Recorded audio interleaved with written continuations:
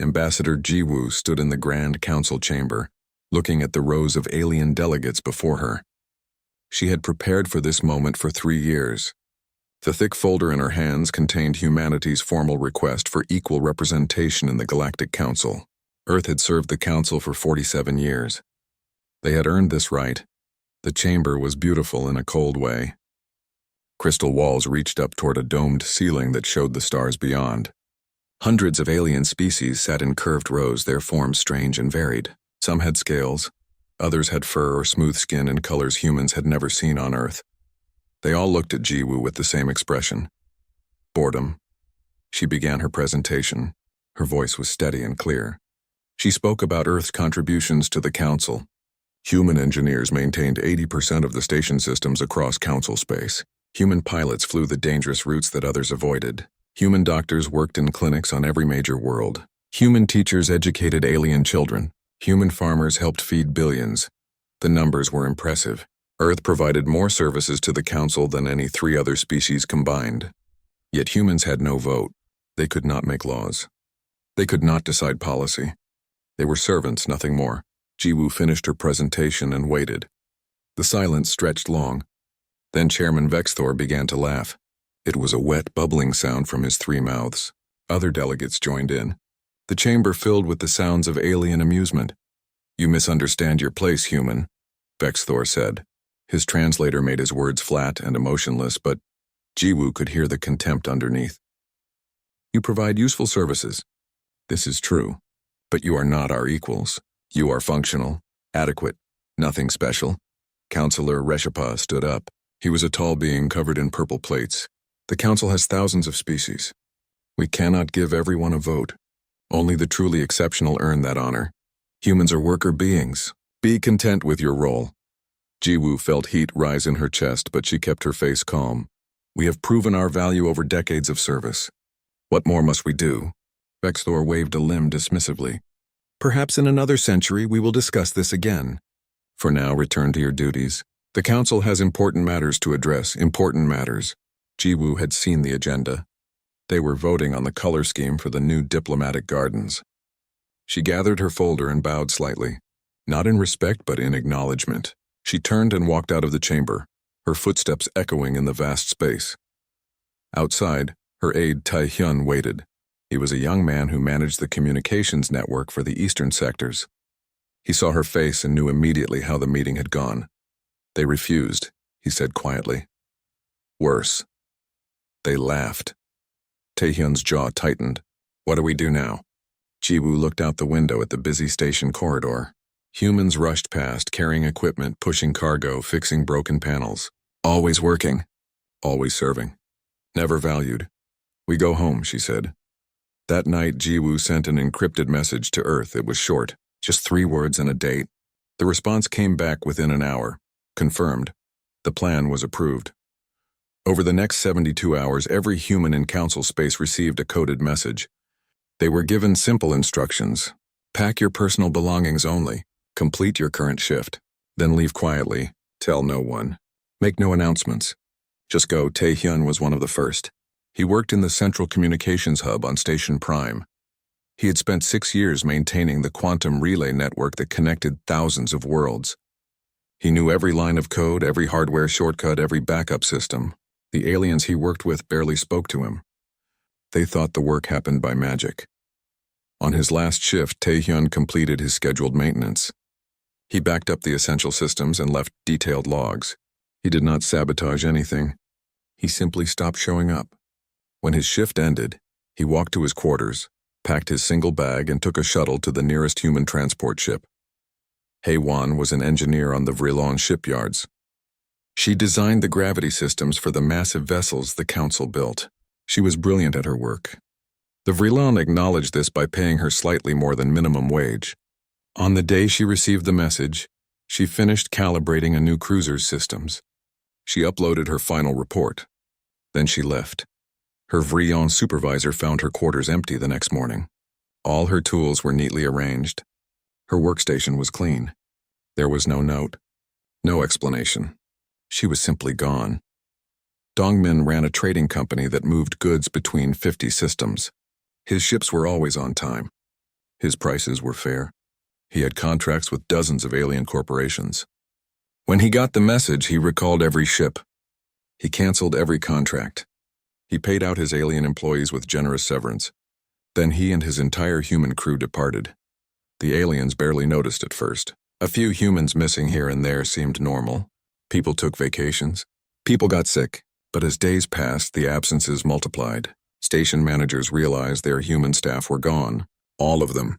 Shipyards found their human engineers missing. Hospitals discovered their human doctors had vanished. On the 5th day, Council Security brought the matter to Chairman Vexthor. He was annoyed but not concerned. Send them messages, he ordered. Tell them to return to their duties or face contract penalties. The messages went out. There were no responses. Human communication channels were silent. Empty. Every attempt to contact Earth was ignored. On the 7th day, Vexthor called an emergency session.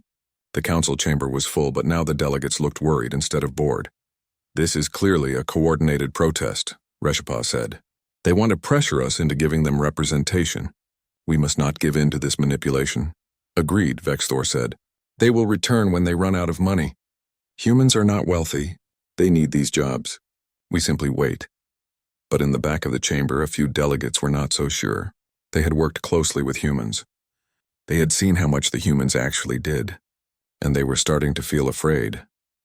Ambassador Miran, who had returned to Earth, sat in a conference room in Seoul. She watched the galactic news feeds with other human leaders.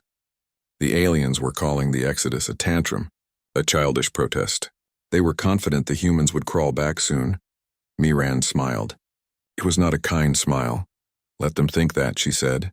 Let them be confident. In a few weeks they will understand. We were never just workers. We were the foundation, and foundations do not beg for recognition. They simply stop holding things up. Outside her window, the lights of Earth glowed warm and bright. Humanity was home. And they would stay home until the galaxy learned a simple lesson. You do not mock the people who keep your civilization running, not unless you are prepared to watch it fall. The first real problem appeared on day 9.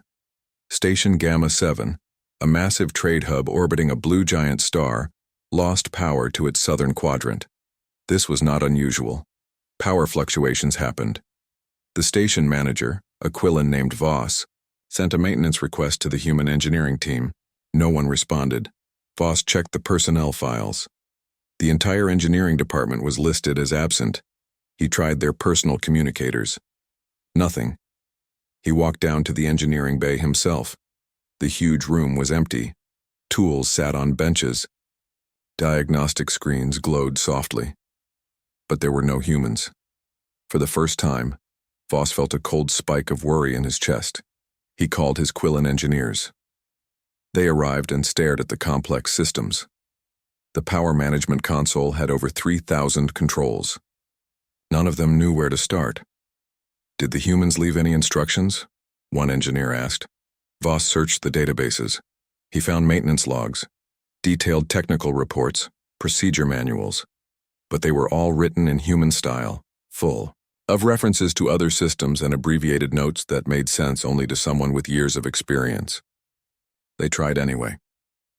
For 6 hours, the Quillan team worked on restoring power. They managed to make things worse. The southern quadrant went completely dark. Life support failed in 3 sections. 2,000 residents had to be evacuated.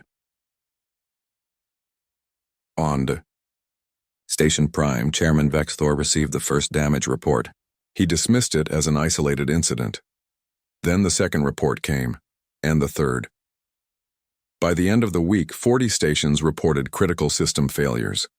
All of them had the same problem: no human staff.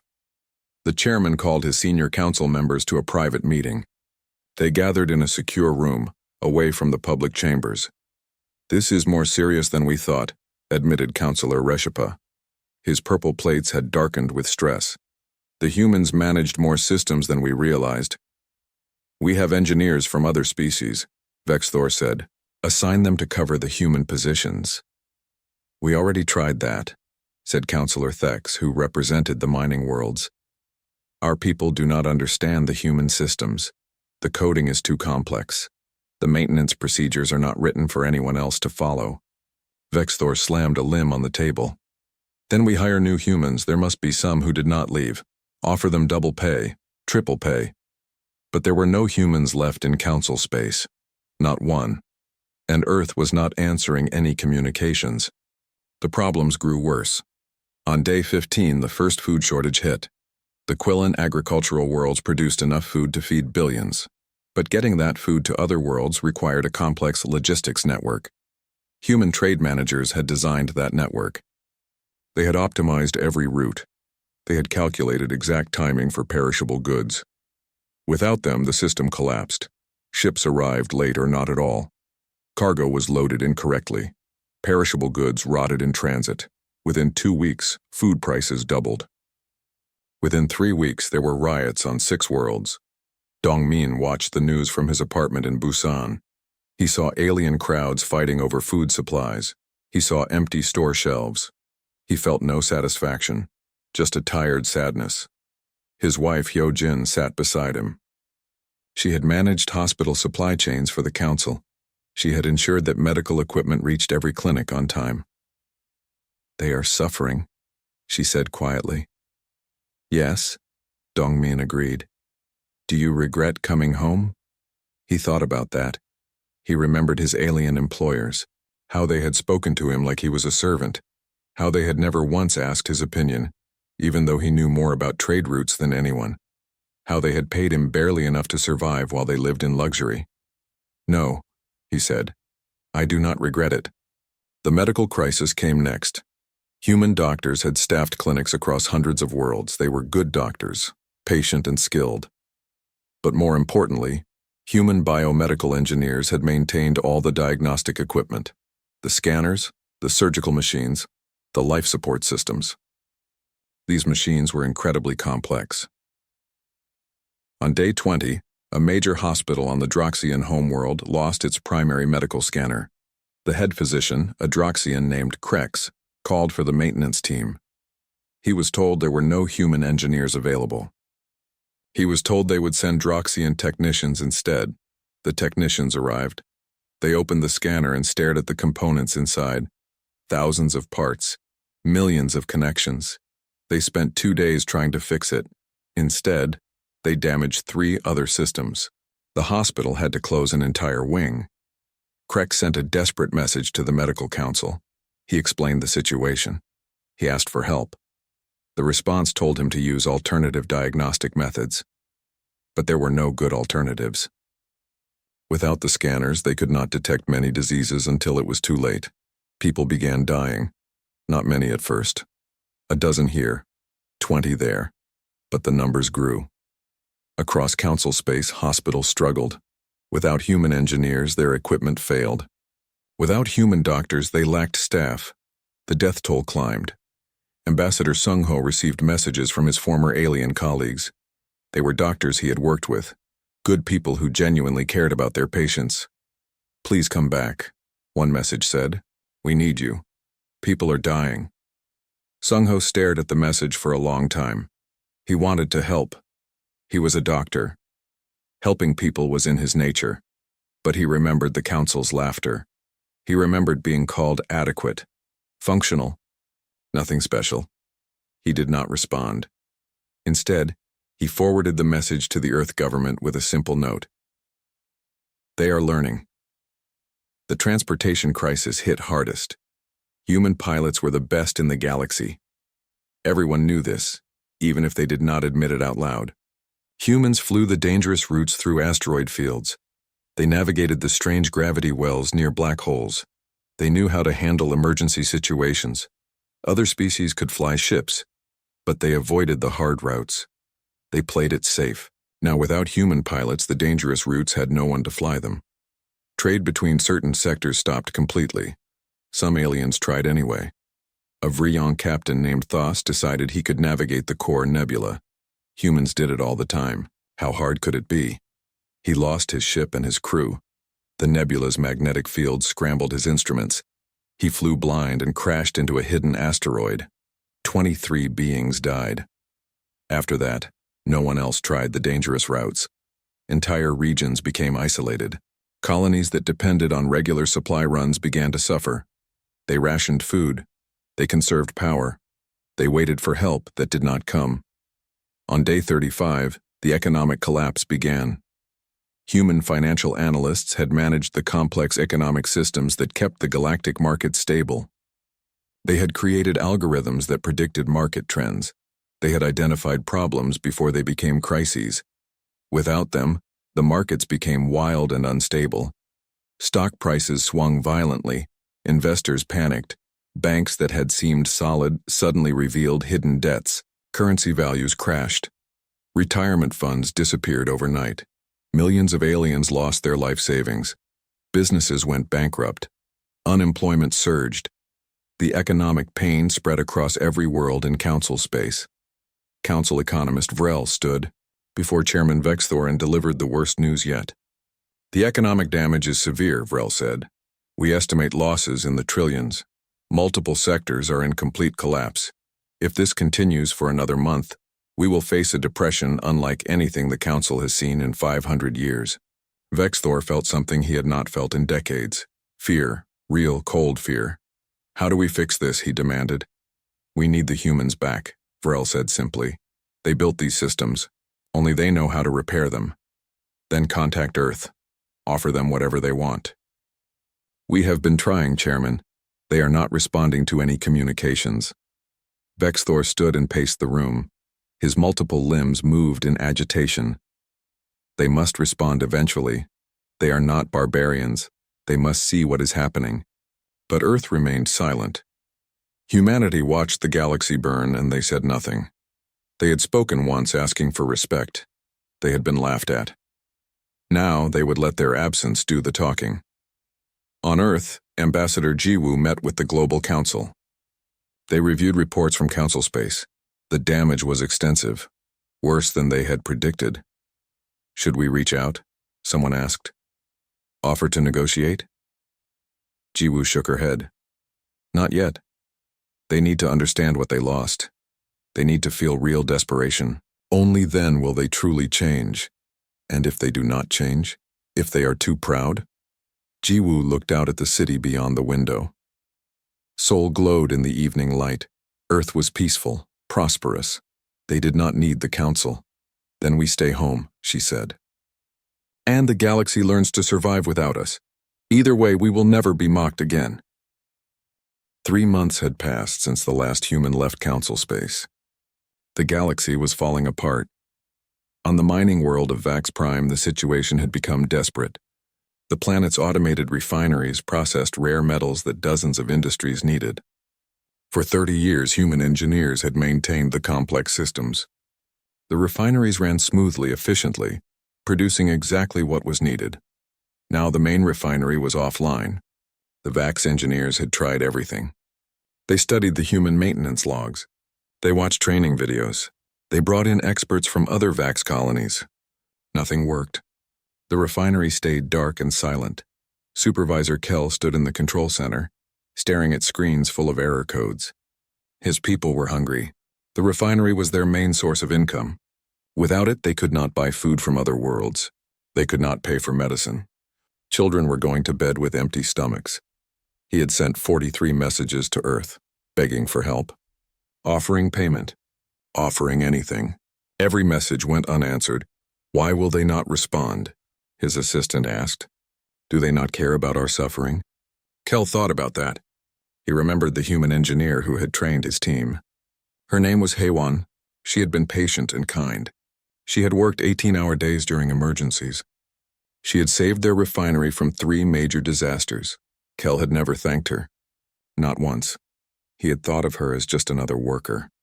Doing her job. Nothing special. Now she was gone and he finally understood how special she had been. They care, Kell said quietly. But caring is not enough anymore. We broke something that words cannot fix. The situation on Station Prime was even worse. The central hub of the Galactic Council was experiencing cascading system failures. The power grid failed twice a week. Water recycling was at 60% capacity. Waste management had stopped working in 3 sectors. The station was becoming unlivable. Chairman Vexthor had moved his office to a backup facility. Even there, the air smelled stale.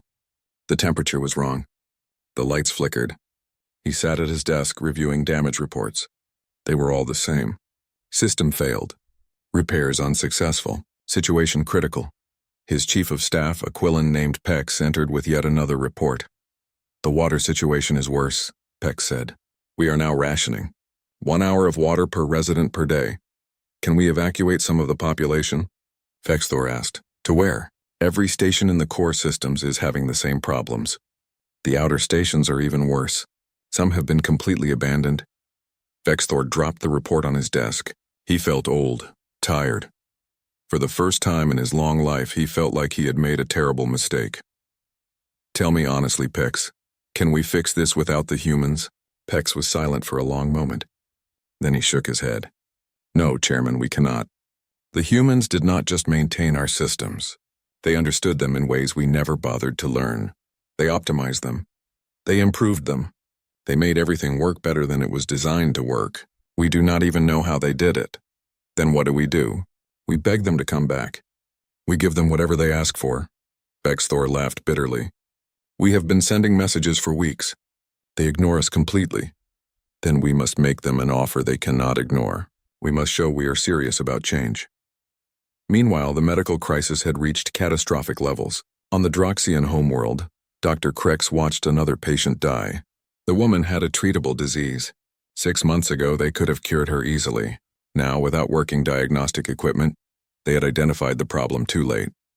Krex removed his surgical gloves and walked out of the operating room. His staff looked at him with exhausted, hopeless eyes. They were all working 20-hour shifts. They were doing their best. But their best was not enough. How many does that make? His assistant asked quietly. Today? 17. This month? 432.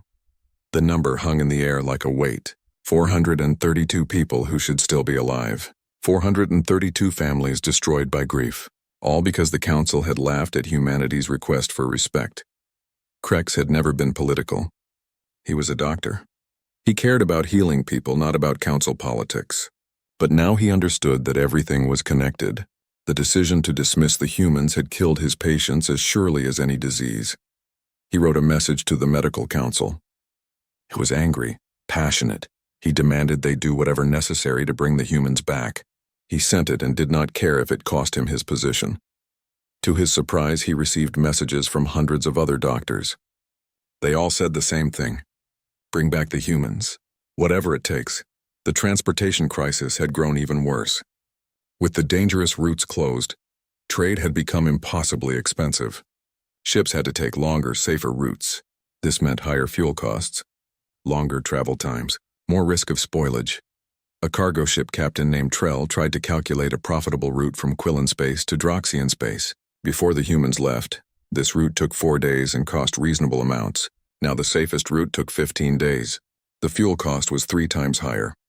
By the time the cargo arrived, most profit was gone. Trell knew human pilots could still do the fast route.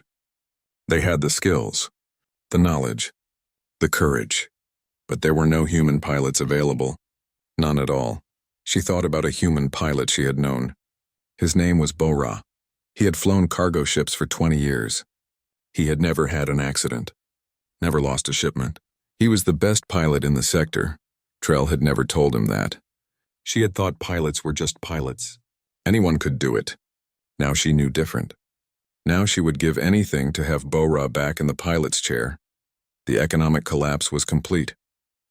The galactic stock market had lost 80% of its value. Banks were failing every day. Millions of beings were unemployed. Governments were running out of money to pay basic services. Councillor Reshpa, who had mocked humanity's importance, stood before an angry crowd on his homeworld. They shouted at him, threw things. They blamed him for the crisis. They were right to blame him. You said we did not need the humans, someone yelled. You said they were nothing special. Look at us now. Reshba had no answer. His purple plates had turned almost gray with stress. He had lost everything. His position, his respect, his future, and he deserved it all. That night he wrote a personal message to Earth. Not an official council message, just a personal apology from one being to another. I was wrong, he wrote. I was arrogant and foolish. I did not see what you really meant to us. I laughed at your request for respect. Now my people are starving because of my pride. I am sorry. I know words are not enough. But I needed to say it. You deserved better from us. You deserved so much better. He sent the message and waited. No response came. He had not expected one. On Earth, Ambassador Jiwoo read Reshipa's message. She sat in her office in Geneva, looking at the words on her screen. She could hear the genuine regret in them, the real understanding of what had been lost. She forwarded the message to the Earth Council along with hundreds of others. They came from every level of galactic society, ordinary workers, doctors, engineers, even some council members, all of them saying the same thing. We were wrong. Please come back. The Earth Council met to discuss their response. The debate was intense. Some wanted to return immediately. Others wanted to wait longer. A few wanted to never return at all. President Daeun listened to all the arguments. Then she spoke. The galaxy is suffering. This is true. But we did not cause this suffering. We simply stopped preventing it. We held up a civilization that treated us as servants. Now they see what happens when the servants leave.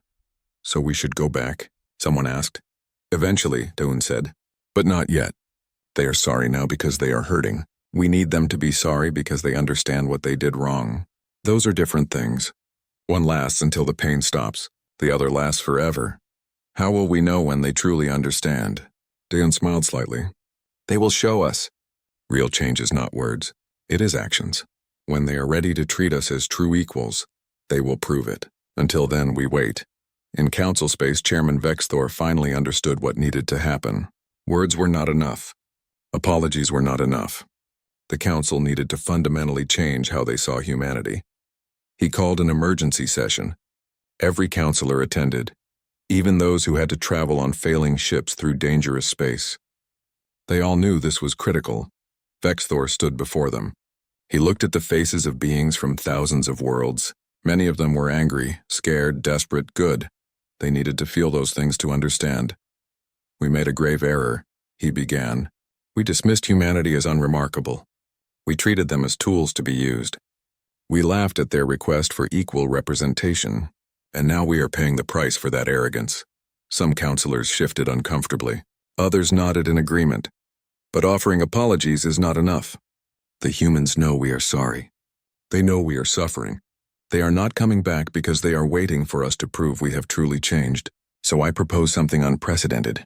I propose we formally grant humanity full council membership, full voting rights, equal authority with any other member species. And we do this now while they are still gone.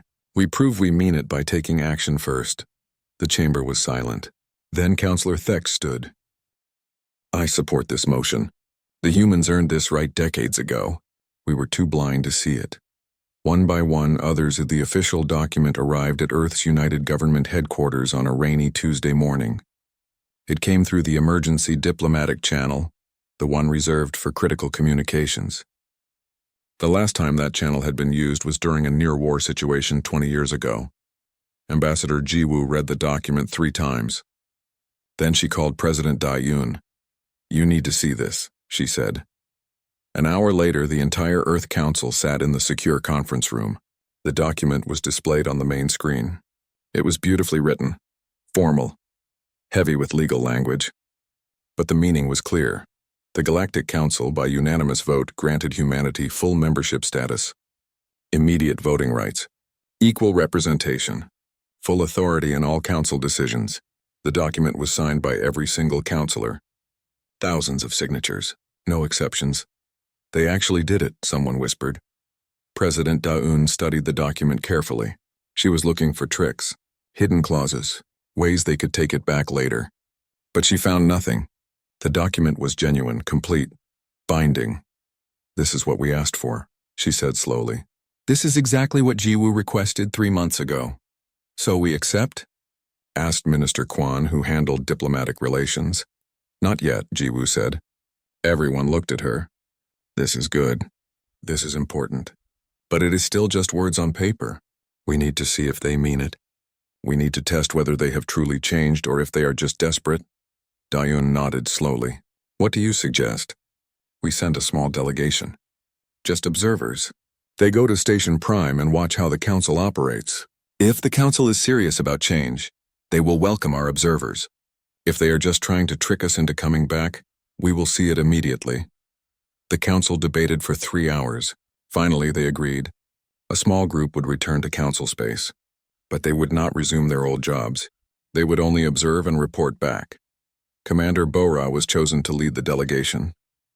He was a decorated pilot who had spent 15 years in council space. He knew the stations.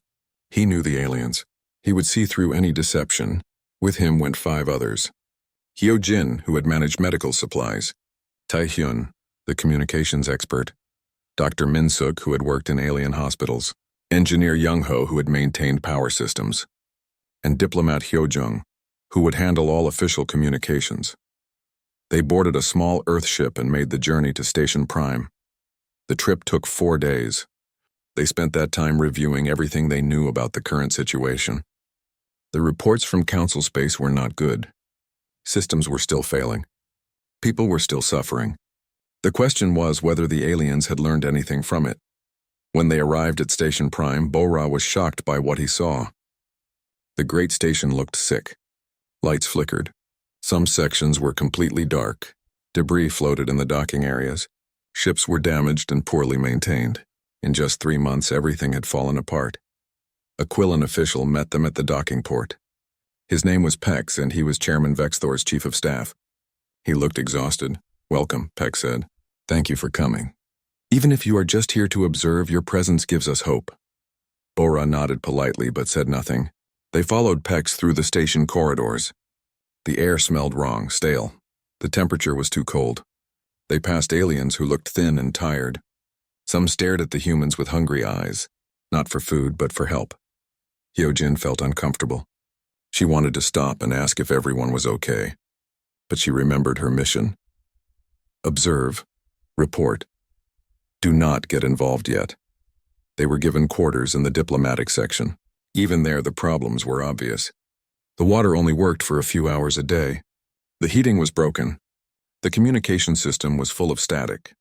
That evening, Chairman Vexthor invited them to a formal dinner. It was held in a large hall that had once been beautiful. Now it looked worn, dirty. The food was simple, basic rations that tasted bland. Vexthor sat at the head of the table. Around him were the senior counselors. They all looked at the humans with expressions that mixed hope and shame. "We are grateful you came," Vexthor said. "I know you are only here to observe, but I want to explain what we have done." "And why we did it," Bora nodded. "We are listening." Vexthor took a deep breath. 3 months ago, Ambassador Jiwoo stood before this council and asked for equality. We laughed. We dismissed her request. We treated her and all of humanity as if you were beneath us. We were wrong. He paused. His translator made his next words very clear. We were not just wrong. We were blind, arrogant, foolish. We built our civilization on your labor and never acknowledged it. We took your contributions for granted. We assumed you were replaceable. We have spent 3 months learning exactly how wrong we were. Councillor Reshipa spoke next. His purple plates were still gray with stress. I was one of the worst offenders. I specifically said you were adequate. Nothing special. I have replayed those words in my mind 1,000 times. They shame me. You were never adequate. You were essential, and we refused to see it. Other councillors spoke. Each one admitted their mistakes, their prejudices, their blindness. Bora listened carefully. He was trained to detect lies, to see through false sincerity, but he found none. These beings were genuinely ashamed. After dinner, Vexthor gave them a tour of the station. He did not hide anything. He showed them the failing systems, the damaged equipment, the desperate conditions. "This is what we did to ourselves," he said. "When you left, we thought we could simply replace you. We learned very quickly that skills and experience cannot be replaced. They must be earned, respected, valued." They visited the medical center. Dr. Min Suk saw the broken equipment and felt her heart break. She was a doctor. She had taken an oath to help people. Seeing aliens suffer because of broken machines was almost physically painful. Dr. Krex, the head physician, showed them around. He looked like he had not slept in days. "We are losing patients every day," he said quietly. "Not because we are bad doctors, but because we lack the tools. The human engineers who maintained our equipment are gone. We tried to fix the machines ourselves. We made things worse. Minsuk looked at a diagnostic scanner. She knew this model. She had trained on it. She could fix it in her sleep. But she was here to observe, not to help. Not yet. They spent a week at Station Prime. Each day they saw more evidence of collapse. But they also saw something else. They saw aliens helping each other, sharing resources, working together. The crisis had brought out something good in them. On the 5th day, they attended a council session. It was the first session since humanity had been granted membership. The humans sat in special observer seats. They did not vote. They just watched. The council was debating a refugee crisis. 3 colonies had been abandoned due to system failures. Millions of beings needed new homes. The debate was about where they should go. Councillor Thex made a proposal. I suggest we use the old human residential zones. They are empty now. We can house the refugees there, several councillors agreed. It seemed like a practical solution. Then Councillor Resherpa stood up. Wait, he said. Those residential zones belong to humanity. Even though they are gone, we cannot just take their property. That would be another act of disrespect. We must find another solution. The council paused. Then they agreed. They spent 2 more hours finding different housing solutions. Solutions that did not involve taking human property. Bora watched this with interest. The council was actively protecting human rights, even though no humans were there to demand it. This was not just words. This was real change. That night, the delegation met privately in their quarters. What do you all think? Bora asked. Yojin spoke first. They are suffering. That part is real. Not exaggerated. The change seems genuine too, added Taehyun. They are making different decisions. Better decisions. Young-ho nodded. I have been watching the engineering teams. They are trying so hard. They just do not have the knowledge. But they are not lazy or stupid. They just lack training. Dr. Minsuk had tears in her eyes. People are dying. I could save them. I know how to fix those machines. It is killing me to just watch. Bora understood. He felt the same way. He was a pilot. He had flown rescue missions, saved lives. Now he was watching a civilization fall apart and doing nothing. It went against everything he was. We need to ask ourselves a question, he said. Have they learned their lesson? Will this change last? Or will they go back to treating us as servants once things get better? They debated long into the night. Finally, they agreed. The change seemed real. The council had taken concrete actions. They had granted humanity equality in law. They were protecting human rights even in absence. And most importantly, they were humble now. They understood what they had lost. Bora sent a coded message to Earth. His report was detailed and honest. He recommended that Earth begin negotiations for a return, but a gradual return, with conditions, with protections to ensure the change was permanent. On Earth, President Da-un read the report. She called a special session of the Earth Council. They debated for 2 days. The decision was not easy. Trust once broken was hard to rebuild. Finally, Da-un made the announcement. Earth would negotiate a return to Council space, but it would be on Earth's terms. 6 months after humanity's silent departure, the first official delegation returned to Station Prime. Ambassador Jiwoo led them. She wore formal diplomatic robes in Earth blue. Behind her walked 50 humans. Engineers, doctors, pilots, administrators. Each one carefully chosen. Each one prepared for what came next. The docking bay was full of aliens. Thousands of them had gathered to watch the humans arrive. But this time there was no dismissive laughter.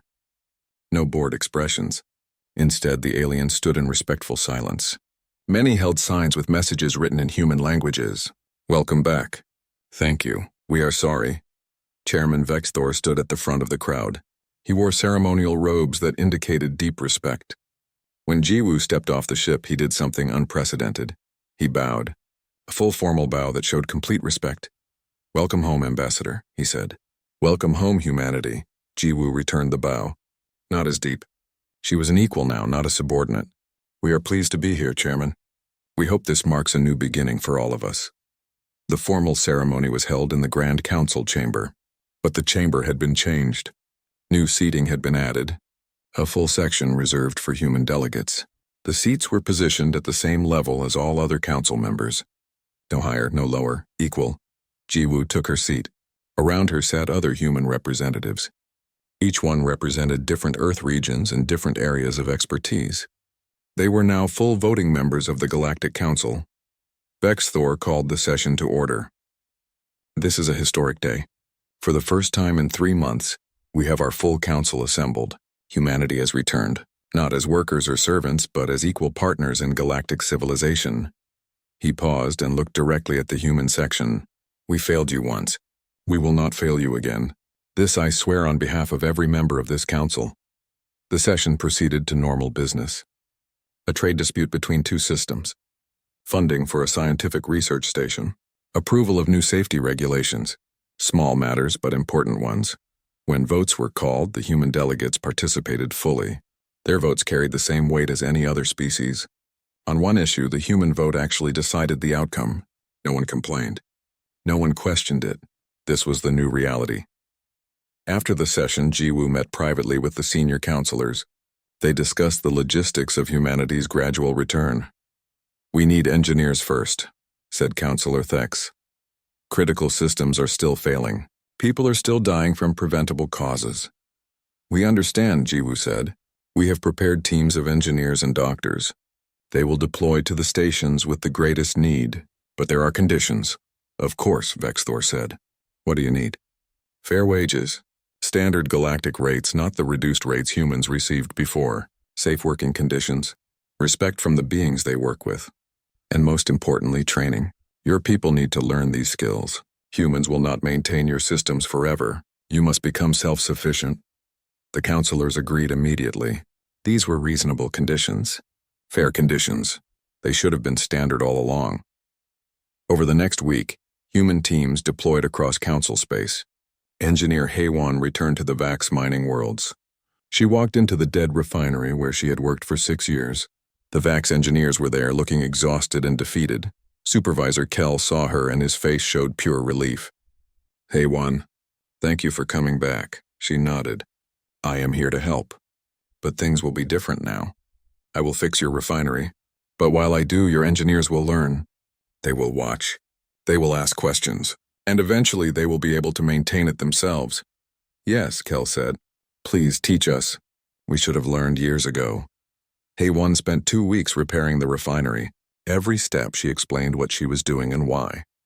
The Vax engineers took detailed notes. They asked hundreds of questions. She answered everyone with patience. When the refinery came back online, the whole colony celebrated. But Kel did not just thank Haewon. He thanked her properly. With genuine respect, with public recognition, he gave a speech praising her skills and knowledge. He made sure everyone knew that human expertise had saved them. Dr. Min-suk returned to the Droxian homeworld.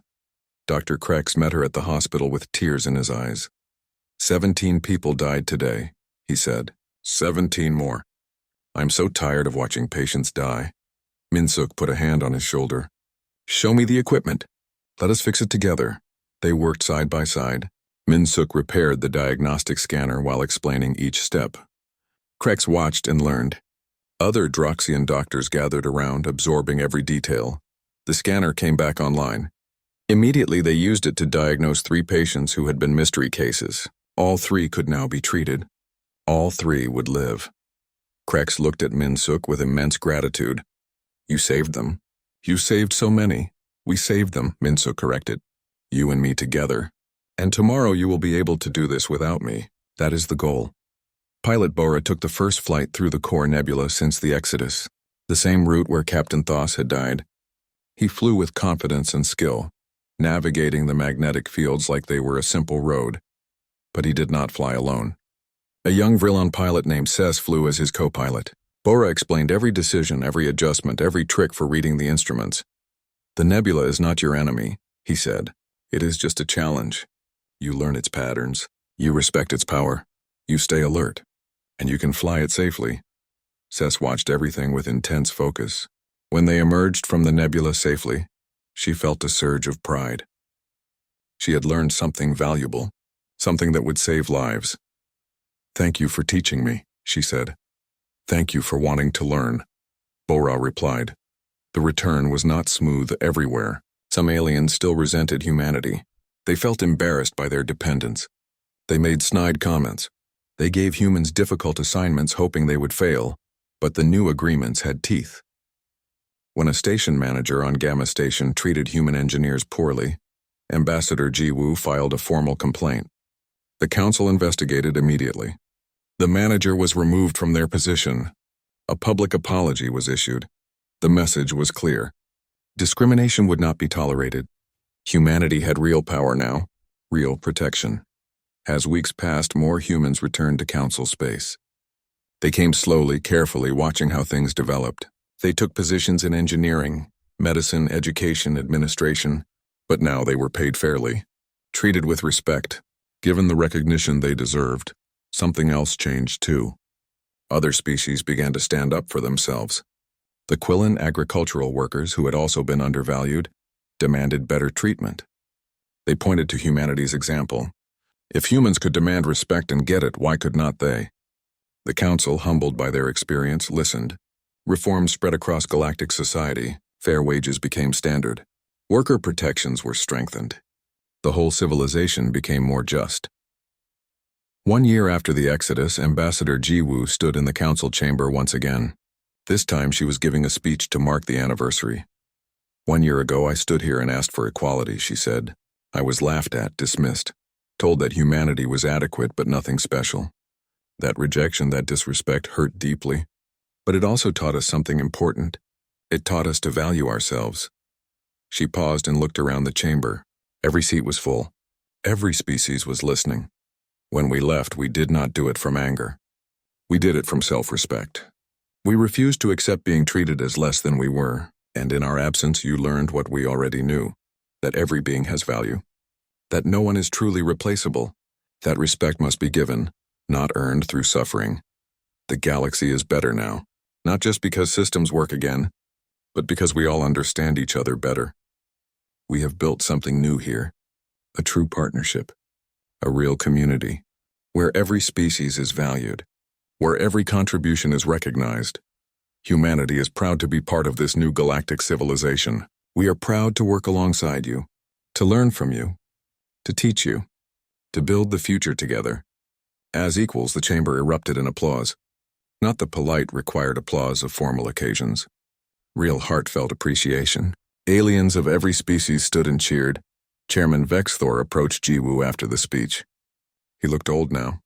The crisis had aged him, but he also looked wiser. Thank you, he said simply, for coming back, for giving us another chance.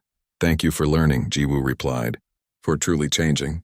That took courage. In the weeks that followed, life in council space found a new normal. Humans and aliens worked together, not as masters and servants, not as superiors and inferiors, but as colleagues, as partners. As equals, on Station Prime, Taehyun worked in the communication center. He trained a team of Quillan technicians in network maintenance. They learned quickly, eager to understand the systems. When they succeeded in fixing a major problem without his help, he felt pride, not just in his own skills, but in their growth. On the Vax mining world, Supervisor Kel worked alongside Haewon. They were not just supervisor and worker anymore. They were friends. Colleagues who respected each other. When the refinery hit a new production record, they celebrated together on the Droxian homeworld. Dr. Krex and Dr. Minsuk published a joint research paper on diagnostic techniques. Their collaboration was groundbreaking.